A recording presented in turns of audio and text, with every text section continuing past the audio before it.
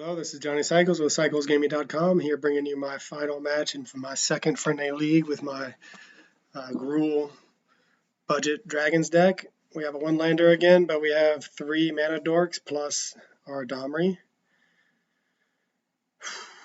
It's tough. I think we're going to keep and really hope hard to draw a land next turn. Drawing a land next turn will allow us, if we do Utopia Sprawl naming red, draw a land, Domri into Delighted Halfling. We could also Delighted Halfling, hope to hit the land so that we can then get the Domri out uncounterably. I have no idea what we're up against, obviously, and nothing here to tell me. I normally like to run out the Utopia Sprawl first because it's just more difficult to deal with.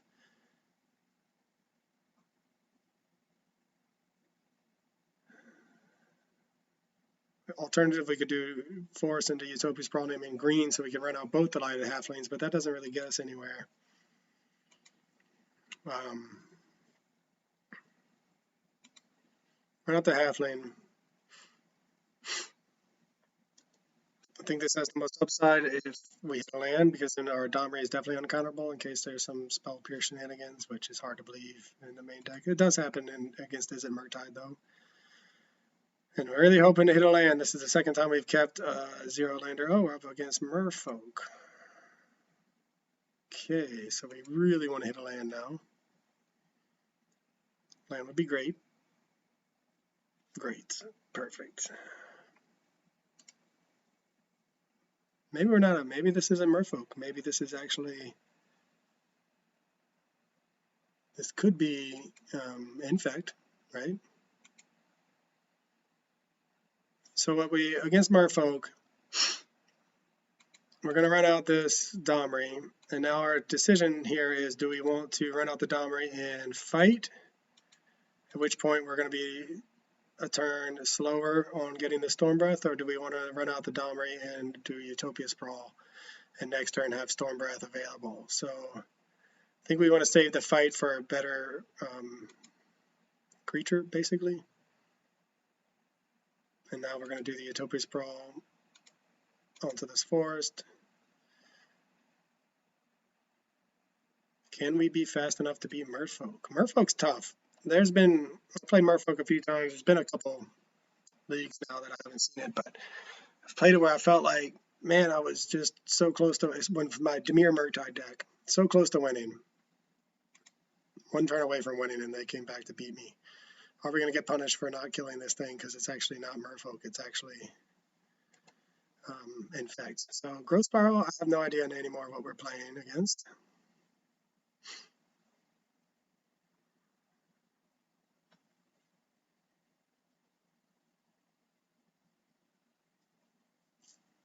Preordain, okay, so this is not Merfolk. Maybe it is Infect.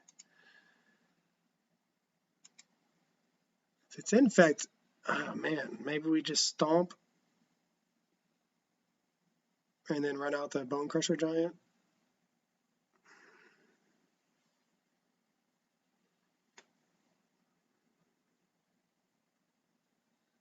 Could just be any old thing at this point. Yeah.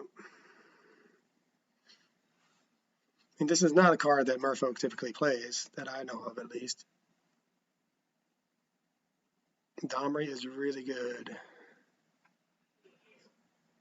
Or sorry, Kiora is really good for us. So we're going to play, so let's think this through. Tap, tap, play Kiora, tap, and then that untaps this to get 2.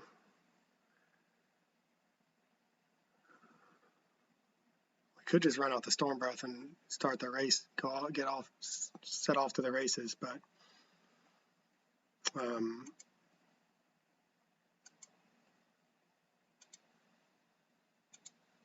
Kiora is so powerful in our deck.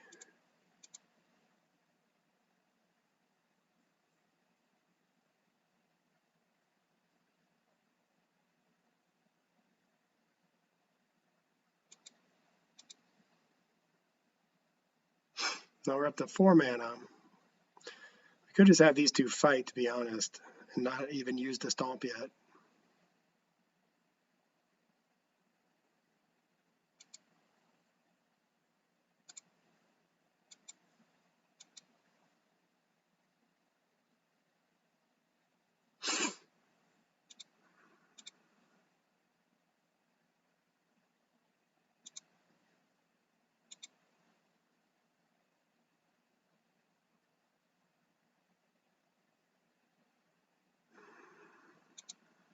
All right, so next turn, I have, again, zero idea what my opponent's up to. So hopefully we will have a really good turn for us, though. So we have 1, 2, 3, 4, 5, 6 mana. 1, 2, 3, 4, 5, 6, 7, 8 mana, excuse me. 1, 2, untap it, 3, 4, 5, 6, 7, 8 mana. So we should be able to do both of these things, all uncounterably. It is Merfolk. It's just an interesting Merfolk build, maybe. The Merfolk creatures you control get +1/+1. Whenever you cast a Merfolk spell, you may tap or untap target permanent. Okay. It's just a... Okay. Questing Beast is good. Does that change the equation in any way? We want to use this as a fight spell, so maybe we go green, untap,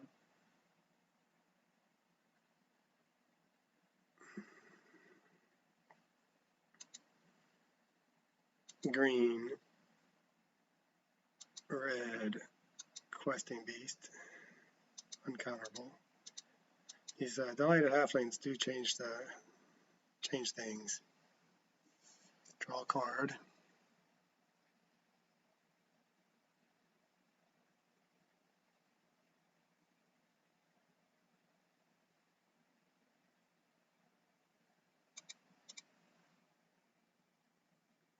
Another questing beast.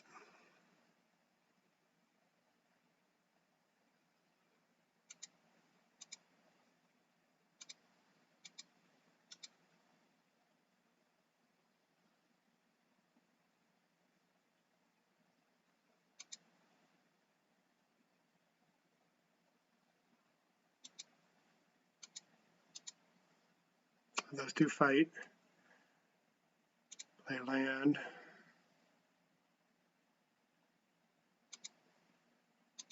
Attack for 5. Not sure there's anything our opponent... I mean, our opponent's definitely playing a different Merfolk build than I'm used to, so who knows what they have. But next turn, they're dead with this Resolve Stormbreath Dragon if they don't put some blockers down. And even if they do put a blocker, if they only play a single blocker, we can have it fight and kill it.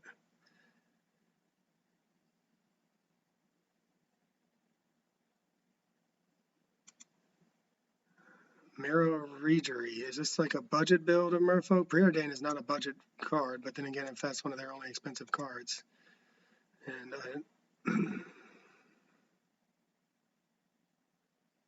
okay. Whenever another Merfolk in his battlefield under control, it gets +1/+1 until end of turn. It cannot be blocked. Got it.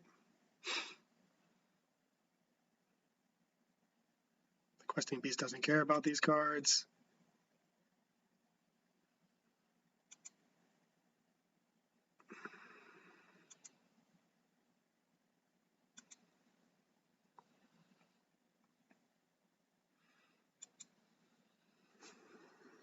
So can we Storm Breath and win and monsters at the same time? So we need 12 mana for that. 1, 2, 3, 4, 5, 6, 7, 8, 9, 10. All right, we can minus Domri and have it fight. And then so if we minus Domri and have it fight, let's say we'll have it fight here.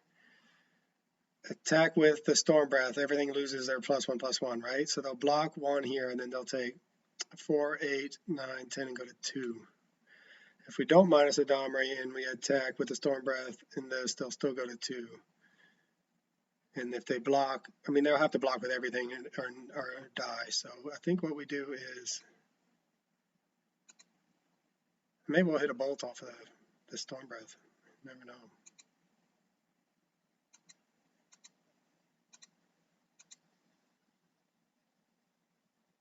I mean, we are just raining fire. Poor Merfolk opponent has not gotten any traction this game, while we have just done everything that this deck wants to do. And it's turn 5, and our deck is just going off, looking great.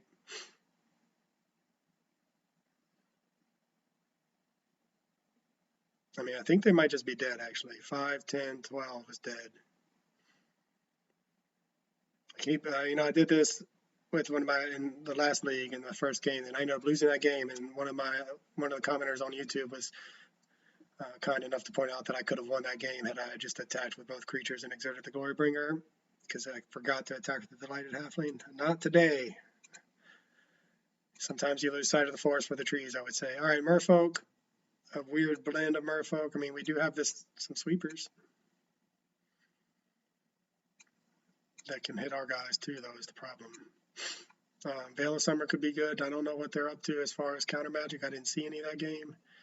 Could just be a good way to cycle. Blood Moon could hose them, perhaps. I feel like we got lucky. Our opponent's deck looks like it's janky, and it didn't come together for them, and we disrupted their game plan and got off to an extremely fast start. Kept the one lander and didn't get punished. It's always nice.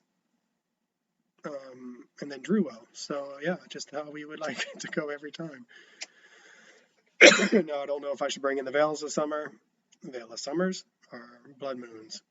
Blood Moon, I mean, they have a lot of basic islands. I didn't see many green things except for, surely they play some green creatures though. What would we cut anyway? Bring in the Veil of Summers. Lightning Bolt seems really good. Maybe just bring in 2 and go down our typical package. And hopefully it doesn't water down our ramp so much. That's 4 lands and a 3-mana Planeswalker against Merfolk. No interaction. Doesn't seem great. We really want, a Lightning Bolt would be good. Here we have 0 lands, although we have a lot of things we want. Multiple Stomps, Lightning Bolt, Veil of Summer. Okay, well, sometimes you go to 5.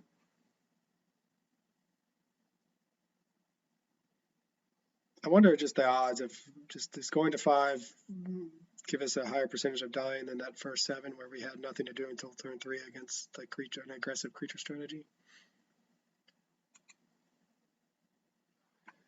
All right, well, here we have a 1 lander. We will put, this, again, Delighted Halfling, mocking me because we can't cast our spells off of it because it taps for colorless.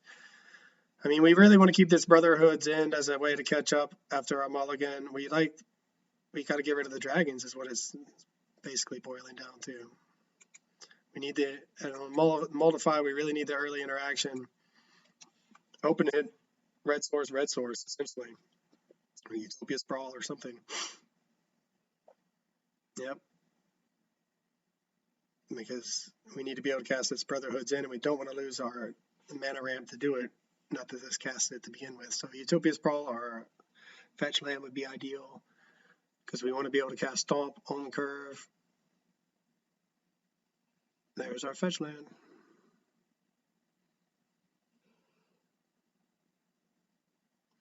So we could go ahead and get the Stomping Ground into Delighted Halfling.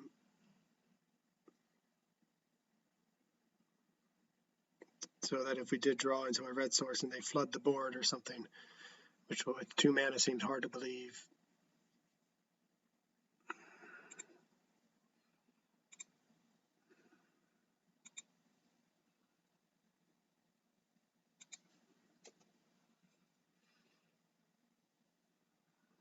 It's nice to play against a different build of decks. So far this league, I think I've played all tier decks. We played, wait, no, that was last league. What was it this league? Rakdos Scam, Rakdos. And a Titan. Wasn't great. It was close though, it was a very close match. I don't even know, do we stomp that just to keep the board clean? Glorybringer was not what we wanted to see. We could, I don't know we'll wait to see what other shenanigans they get up to. We will attack because it's a free attack for us. I can't block that thing anyway. So Amulet Titan was the second match. Third match we played 4-color control, and the fourth match was Living End. So this it's been mostly tier decks, I would say, and then this is Merfolk, which is certainly tier 2 at the very least. I mean, I think it could go all the way to tier 1 depending on the build. I don't think this, from what I've seen, this build is not the typical tier 2 build I'm used to, but it's fun to see different cards played in a tribal deck like this.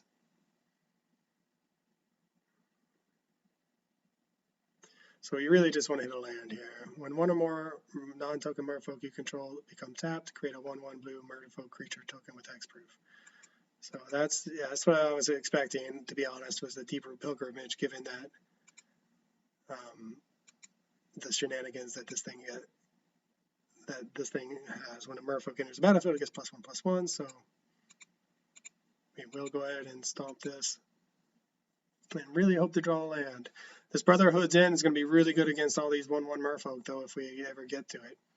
So a land off the top would be ideal because it lets us cast Questing Beast, and we just need to make our land drops. So please, Magic Gods, one time, give us a land. Simic Growth Chamber, okay.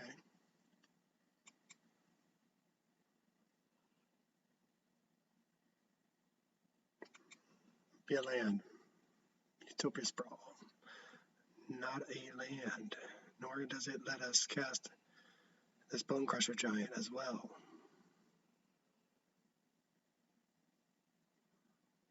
That's frustrating. Okay, well, it's better than a Mana Dork, so we're going to be positive. This way our Brotherhood's End won't wipe the Utopia Sprawl, but it does keep us, a land there would let us do Questing Beast, which would have been nice. And Questing Beast doesn't care about these 1/1 tokens either, as long as they don't get too big. So next turn we're definitely going to cast a Questing Beast, assuming that our opponent doesn't get up to some kind of crazy stuff here or hold up counter magic. Although it's uncounterable, but hopefully they don't have an answer for any of our lands or halfling. Most Merfolk decks would play that Merfolk that turns lands into islands. That would really hurt us at this point. Be left hoping to draw another land. We're always hoping to draw a land given our mulligan. So another land here gives us Glorybringer online. If they play one Merfolk, we will definitely Glorybringer if we had a land and exert it to kill that Merfolk.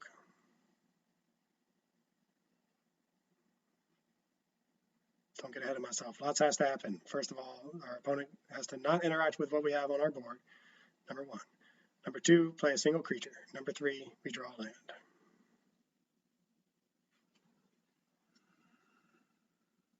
Ooh, that's the combo, right? Whenever you cast a Merfolk spell, you may tap or untap target permanent. So they cast a Merfolk spell, tap their creature, get another Merfolk. I see. Interesting. So they probably have ability to go infinite somehow, right? They get a Merfolk, it can't be blocked. They're going to untap, or they're going to tap or untap target permanent. Oh, so they're going to untap the land. So we would now at this point we want our opponent to empty their hand with these cheap creatures, and then we'll brother, and we want to still hit a land so that we can Brotherhood's End and yeah. Although if they keep playing those kind of guys, a Brotherhood End will not be enough to kill it. Okay, it's going to pump the team. Hopefully they don't have another Lord.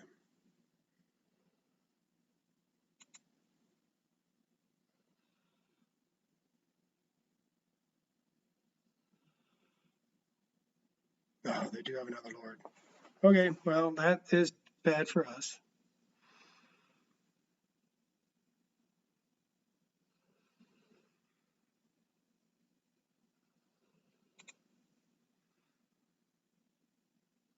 This looks like a fun deck. It looked like a pile of just unimpressive creatures, but now we get to see it go off.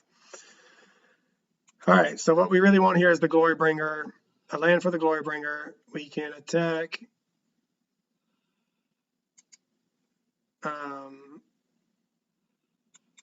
kill one of those things, hopefully live.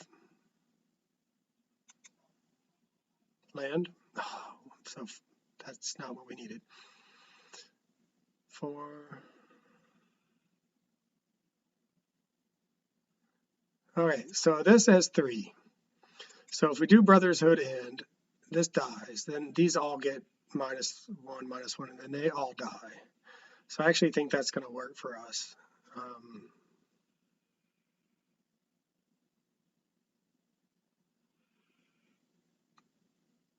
It does. I mean, a land. We just really want to hit a land. We're going to get in, see what they do.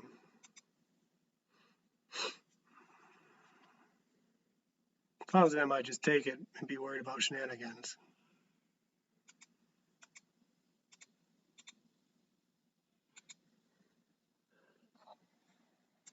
Did we just punt? We did. We punted. So that counter target non-creature spell unless its controller pays 1. We shouldn't have attacked. Oh, you're so. But they didn't do it. They didn't do it. Whew. Oh man, I thought our 3-2 dream just went by the wayside. We punted. We didn't get punished. Thank goodness. Now, can we draw lands? Our opponent has to rebuild. We got at least one creature we can cast next turn. Wow, we punted that so badly. Another one. All right, come on, lands. Just land is what we want to hit right now. Land into land. Oh my gosh. All right, well, we're not going to hit a land.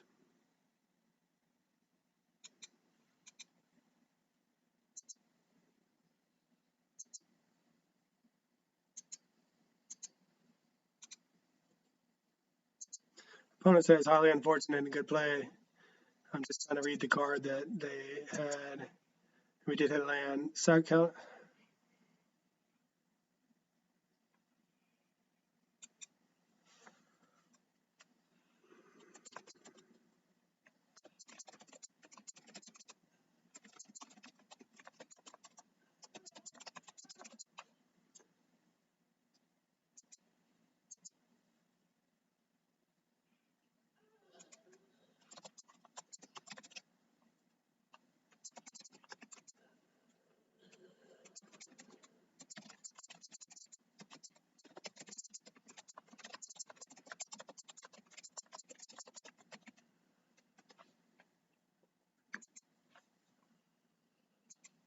All right, so we hit the land, thank goodness. So maybe we can close out this game here. I think we got really lucky. Our opponent didn't sacrifice the hex catcher. And now we're hoping for another land. I don't know if our opponent has enough draws to get out of this, to be honest.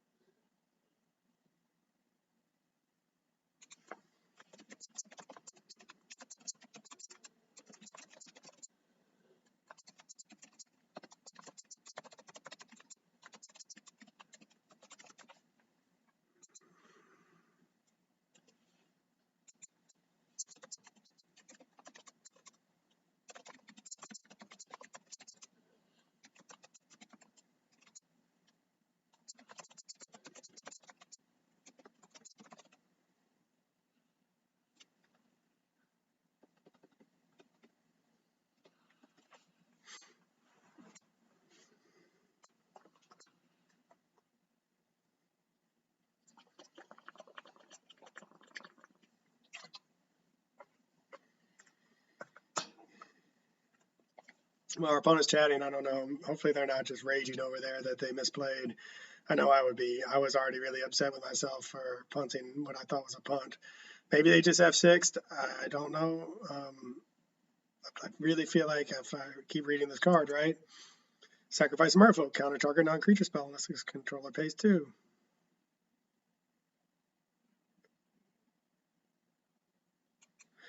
He says he forgot about, or she says they forgot about the hex catcher. So man, we got lucky. However, we still don't hit a land. So we're gonna just try to close out this game as fast as we can.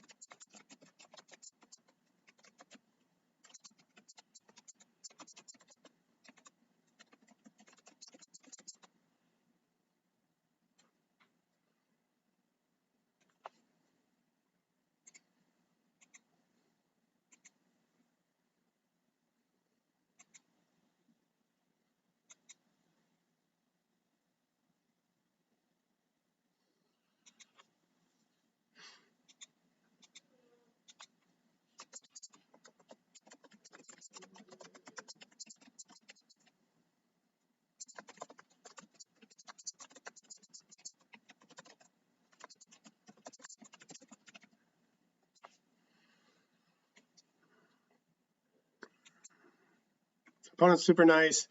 Says he was happy to see Delighted Halfling not followed by Yawgmoth, and that he likes the deck. I mean, I don't blame him. Losing to Yawgmoth, losing to the same decks all the time really sucks. So that's why I keep Modern Janky. It's one of the names on my columns.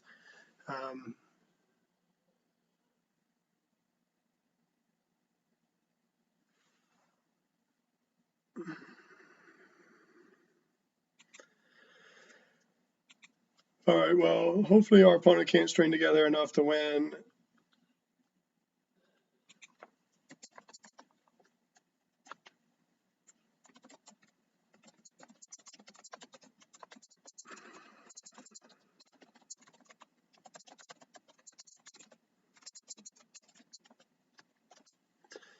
Seems like they're about to scoop it up on us, but I mean, tough beats for our opponent. They would have definitely won that game. And then who knows with game 3. We mulled to 5 on this one. We could have easily done the same thing in our turn. We'll see if they have any kind of shenanigans. We have a Veil of Summer to help protect what we have going on right now. Based on what my opponent has said already, I assume they're going to scoop.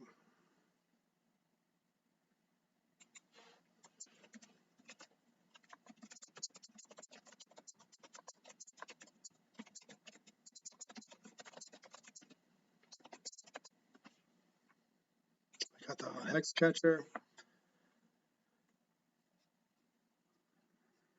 And they're out of cards, so I think that's done.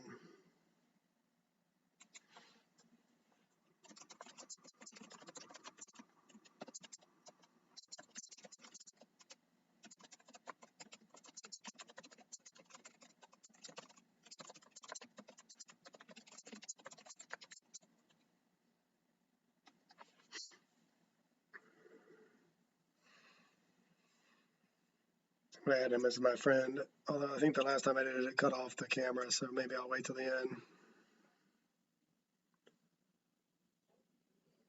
He said, play Thermal Alchemist and Copperhorn Scout style burn deck. It's so jank and slow, but so fun.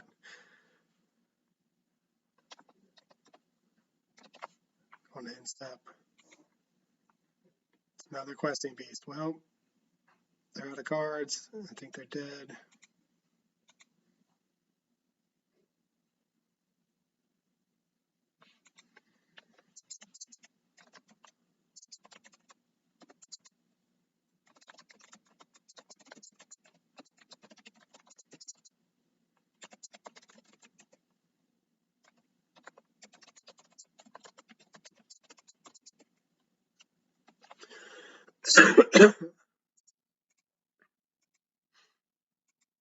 And that's the game. So,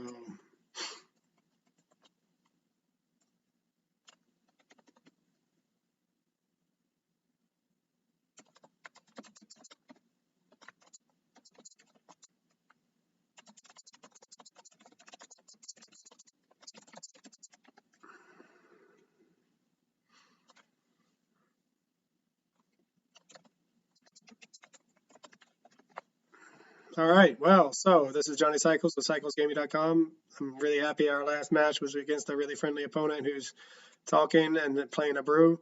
Also, really happy that we got the win. This is Johnny Cycles with cyclesgaming.com, and this has been another edition of Dragons and Modern. Be sure to go to my site and check out all of my original Magic the Gathering content where I post articles and video of my janky modern brews in my commander decks. I'm also publishing a couple chapters every month for my science fiction fantasy novel called The Pod Kind. Check me out on YouTube as well. Click that subscribe button. I'd really appreciate it. And I'll catch you on the next one.